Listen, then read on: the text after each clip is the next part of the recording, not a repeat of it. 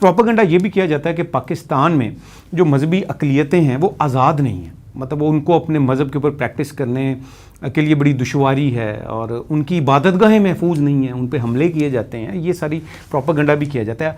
आप बताएं कि जब आप क्रिश्चियन थे, क्या कभी आपको किसी ने रोका कि आप चर्च ना जाएं, या आपको इस किस्म की डिस्क्रिमिनेशन का सामना रहा? मैं सच्ची बात आपको बताऊं कि व्हेन वी आर क्रिश्चियन, तो हमने तो अपनी आज़ादी को एंजॉय किया है। सच्ची बात है कि जहाँ कभी ये पता चलता था ना कि ये क्रिश्चियन है, तो हमें प्रोटोकॉल मिलता था, लोग एहतराम करते थे, इज़्ज़त देते थे, प्यार देते थे। और इबादत गाहों, कभी आपने सुना हो कि मुसलमानों ने किसी क्रिश्चियन को जो है उनके इबादत गाह को ताला लगा दिया? किसी हिंदू ने कहा हो, किसी सिख ने कहा हो हमें त्यौहार मनाने की इजाज़त नहीं है? त्यौहारों का मामला तो ये है कि इतनी तो आपकी ईद कुर्बान या ईद उल फितर के ऊपर जो है वो रौनकें और उसको जो है वो डेकोरेट नहीं किया जाता जितने आज आपके शॉपिंग मॉल में क्रिसमस के ऊपर होता है।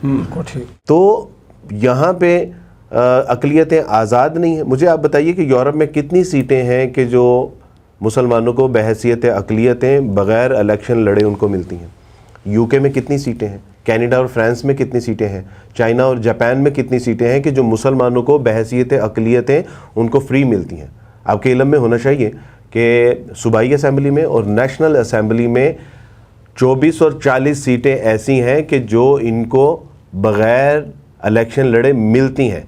मसलन अगर सूबाई असम्बली में 24 सीटें हैं तो वो 26 सीटें भी हासिल कर सकता है, यानी 24 तो मिलनी ही मिलनी है।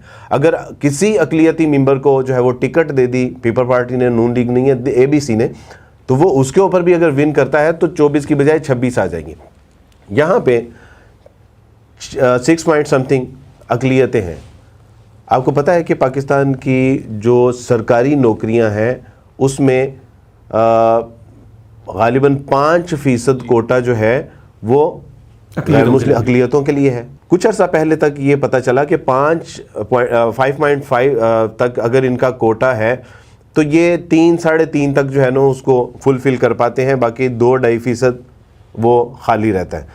तो उन्होंने कॉजेज़ तलाश की तो पता चला कि चूँकि इनमें हाई एजुकेशन की बहुत कमी है, तो उन्होंने सलूशन तलाश करते हुए उसका हल पेश ये किया कि अब इनको हाई एजुकेशन में भी कुछ कोटा दिया जाए ताकि ये तालीम हासिल करें, आला ओहदों पे फायज हो सकें और अपना 5% कोटा पूरा कर सकें। और आप मुझे ये कह रहे हैं कि पाकिस्तान में अक़लियतों को जो है वो हकूक़ हासिल नहीं है।